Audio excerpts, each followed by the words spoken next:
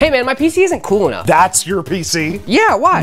Dude, no reason. Tell you what, I'm gonna make it cooler for you. Give me a sec. 2,000 years later. What did you do to my baby? I made it cooler. That's not cooler, that's embarrassing. I want it to be cooler and cooler. Why didn't you just say that? I've got just the cooler in mind.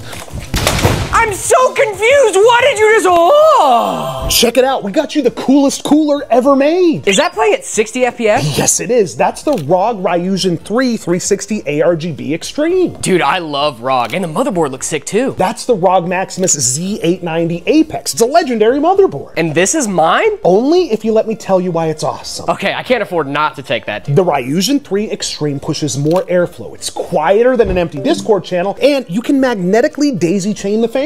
Okay, that's cool. Like, temperature cool. And the screen has 24-bit color. It can display at 60 FPS, and it has internal memory to save all your memes. Okay, cool. So I can take that home? No, we're gonna sell this. But you broke mine. Whoops.